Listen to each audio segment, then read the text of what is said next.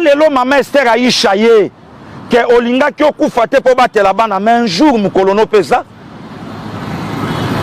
Un jour mu kolono pesali. Moi j'ai été orphelin de parents aujourd'hui.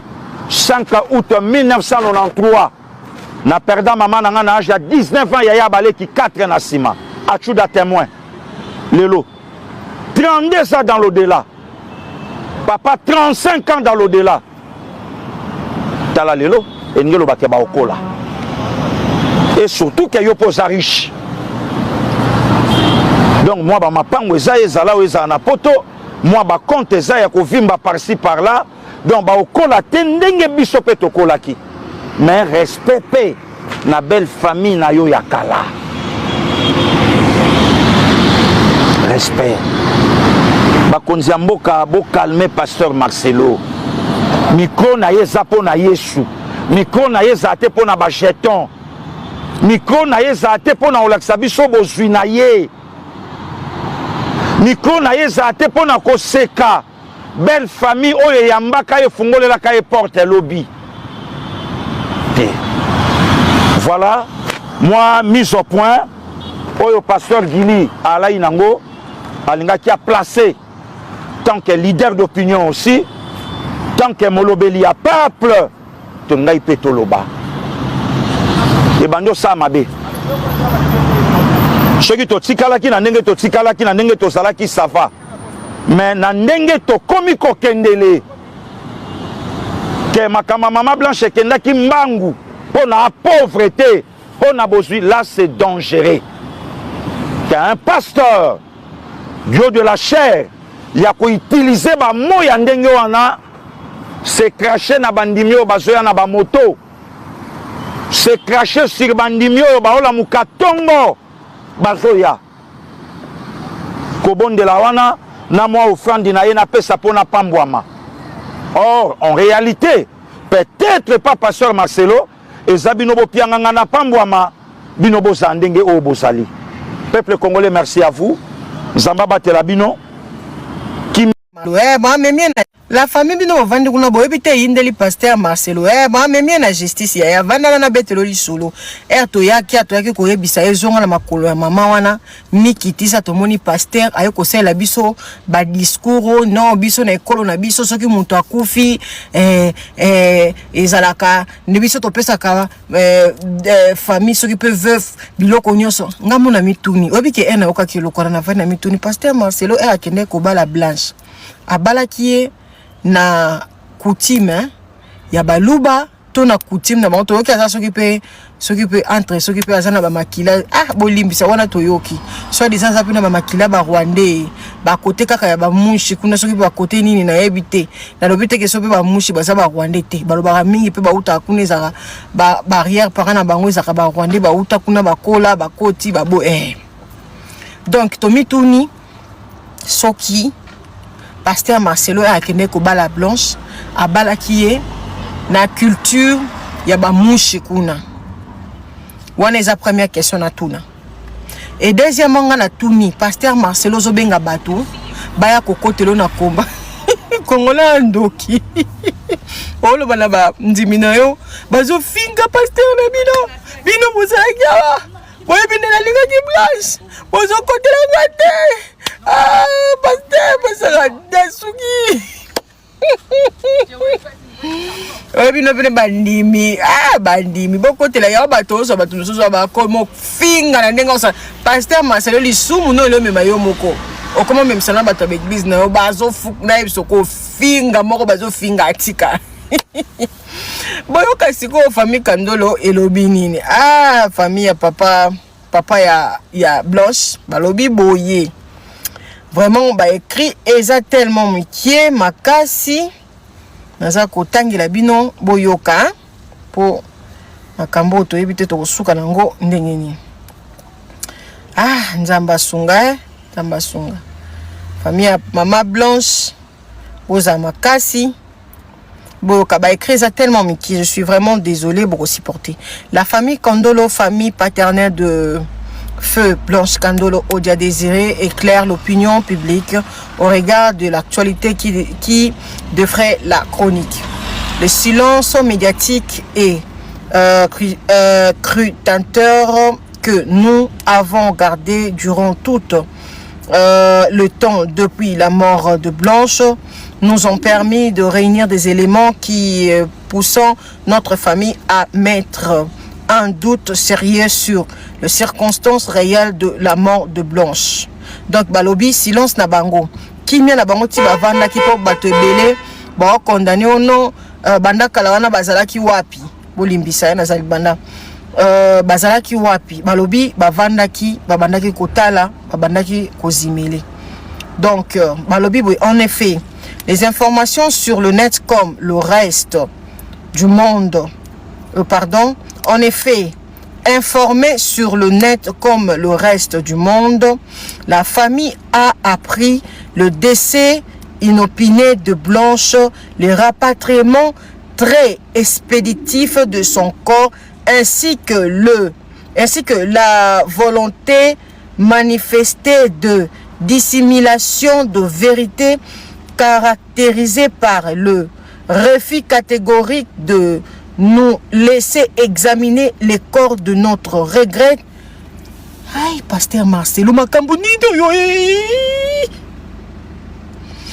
Donc balobi komona bazwaki sango ya liwa ya Blanche ndenge biso nyonso toyokaki en internet nde bango pe famille bazwaki et puis kowelela kozongisa nzoto ya mowei mbangu pe kozwa yango kosalela yango mbala moko matanga mbala moko kokende kokunda donc aboyaki même famille ba examiner corps ya ndeko na bango. Pasteur Marcelo tongeka to tuna mama Blanche osombaka ye to balaka ye soki penza ndengo ebisi biso ko lingaki Blanche. Est-ce que tu as famille oboa ba mbaka c'est famille Blanche baluba ndenge nini oyo na habité famille Blanche ndeza muluba kota botata to kota bo mama to kaka kota bo mama baluba ndenge nini boye bazololo boye bolimbisa nga na fingi bino te. Comment mwana na bino bauti na libanda mboka bazongi na bino bamonaka ba désordre to bat basalaka boko kunda ete soki to moni corps na ye mobimba te boye bino basala désordre te.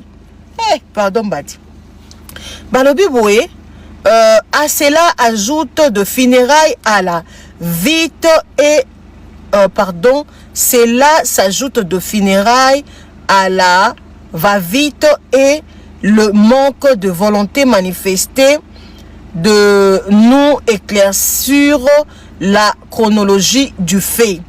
Awa balobi le mbangu ekosala matanga makambo asali makambo mbangu alingata do bazo ta maîtrise te omonenge zakata famille côté to cotiser to kangisa ta mbongo boy na boy na yebisa bino par rapport à l'être notanga awa Marcelo azwaki nyonso en charge donc mutukuto akipa donc otata di ana besoin 10 francs na ote akendaki na makambo mbangu donc bazwaki donc omona tene zaka ke beaucoup feli bon mona ke beaucoup feli vraiment ke beaucoup donc mbama ko papa bake ko kunda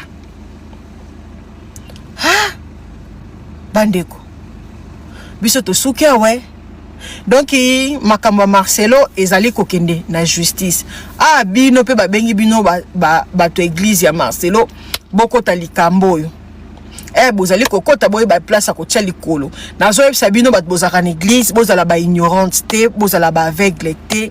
Le pasteur c'est un pasteur na koloba na bino même le diable nzamba refula ki Satan alongola ki e pouvoir na été na lobite que Marcelo aza diable non. Il peut avoir quelque chose de Dieu. Aza mosali nzambe. Mais kibomoto esalaka. Moi je pense que Blanche a bêta qui est lourd au mon corps. Je ne sais pas. Na habité.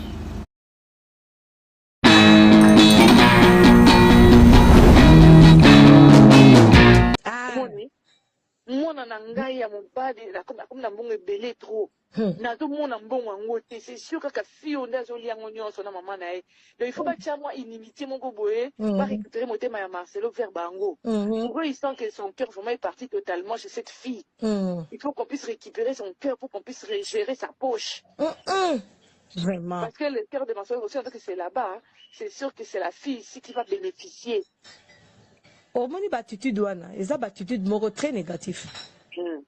Pourquoi? D'abord il y a des choses qui se fait ils peuvent le faire yo yebité.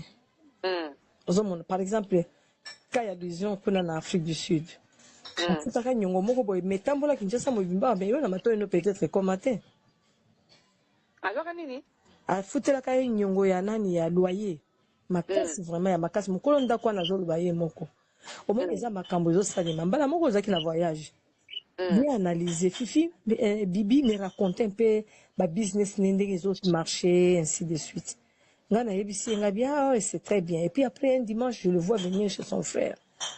Maintenant il me fait signe parce que maman bango quelquefois elle lâche à ba vérité on vivre kuna azo ipsanga tout mama solo tout ça akanisi ke nga pe na na gère ma solo ndenge na ponga pe na betela ye vous comprendre OK il est bien. Alors maintenant j'ai vu que la fille avait beaucoup insisté carrément dans l'affaire là ti ba mona na kinaye et puis na semaine elandaki na moni asombi akomi na jeep moko ya munene ozomona ya bien vraiment ngadi peut-être na ba faire na peut-être ngaki tonde kuna baxela ye parce que alila ayisa ki ngai ye moko ke un problème financièrement maina ni puta tu vois j'ai compris qu'elle est allée demander chez son frère à salisa ye na makamso et puis maman il on se comme singa maman c'est de peut-être le dimanche dans l'accès téléphone nanga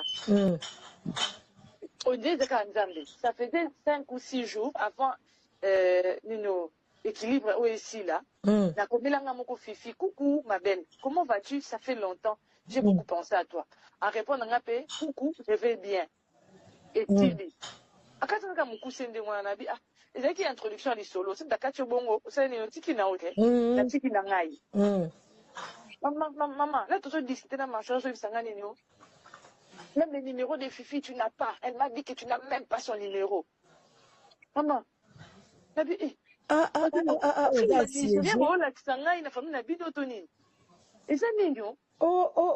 jusqu'à ce point, non, quand même. Fifi t'a dit qu'il n'a rien, Fifi t'a dit que moi je n'ai pas son numéro. Mais bon, oui, oui. Moi je n'ai pas le numéro de Fifi. La dit Seigneur, ça c'est quoi ça? La laisse maman WhatsApp, ça c'est moi qui viens d'écrire à Fifi il y a quelques jours. Mais regarde la réponse. Mais je regarde la réponse. Moi, je n'ai pas son numéro, je viens de l'écrire. À ce moment, il faut que Moutou a écrit Axé Moutou Nassé, à comment on Moutou. Oh, mais écoute un peu. Maman, tu n'es pas leur esclave, hein? Tu n'es pas leur esclave. Le mariage, ce n'est pas l'esclavage. Tu n'es pas leur esclave. Il y a comme la bonté, obligatoire. Non. Ndenge bango bazana mabana na bango bavandi ndenge yo pe ovandi pa na obizaye ko yo ndo zanga sakuluto na bango nyonso bako saka na pe bongo te yo zama na suke pa na binoti bako fuka batango na modèle wana te parce que bat bazolo baté na famille non c'est pas comme ça chuchotement là c'est un peu dégueulasse. Mais pourquoi elle peut dire que moi je n'écris pas j'avais un numéro n'écoute le téléphone t'es aussi longtemps qu'on vient de s'écrire il y a à peine 4 jours. Mon Dieu. Oh montre tu l'as écrit mais regarde c'est ça. C'est pour ça que moi, j'avais hypocrite. Bibi n'a comme la qualité, j'étais toujours dit oui. Bibi, je la kiffe pas, j'étais toujours dit oui. Bibi, la bête à Karen a fait, j'ai toujours dit, j'avais hypocrite, Marcelo. C'est la réalité, mon ami, Bibi n'a pas hypocrite. C'est la ligne, la ligne, la course en angaïté. Mais Fifi, je l'écris. Oh, il y a la calibre, afin de me connaître. Mais c'est un mec, n'a comme la qualité, ça raconte la blague à Ganaï. Pourquoi tu commences à me créer des problèmes, mon besoin de c'est quoi ça? Que c'est ta mère qui est en train de te dire ça. C'est quoi ça? Écoute, tu vas faire aussi ceci. Tu vas parler avec papa, tu lui dis ceci. Au moins, histoire où maman viva kana tata moi sinayo. Je te mets en garde, ne me livre pas dans ta famille pour qu'il me traite comme on avait traité ta maman. Il faut rappeler l'histoire wana parce qu'il se tient devant les gens. Il se tient devant les gens. Non. Oh. Ah bon?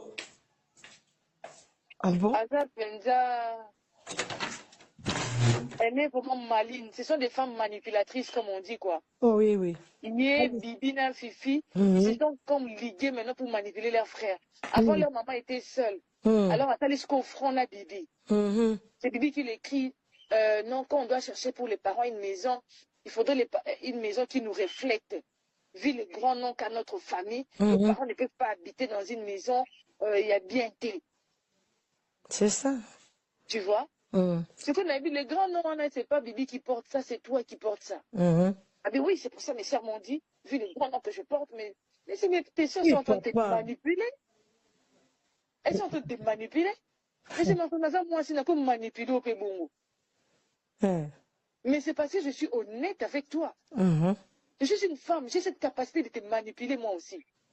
Voilà. Mais ce sont petits on va manipuler yo. Alors je veux me dire qu'au fond, on librèche moko. Au final, comme ça, on manipuler yo. Mais non, yo kolo ba bon ote, yo kolo ba te ke yo comment manipuler, yo lo ba na eboui. Yo fungoli brèche pour me livrer moi et mes enfants à tes sœurs.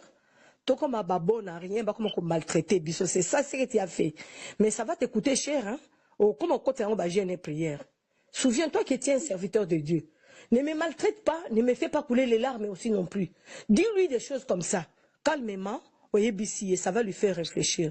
Parce que, Blanche. À combien il y a déjà aligné toutes les choses là, ces gens-là, se souter, dans les bises sur le mon côté, à propos de mon sujet, et puis, n'a-t-il pas mon que ma famille va manger en paix.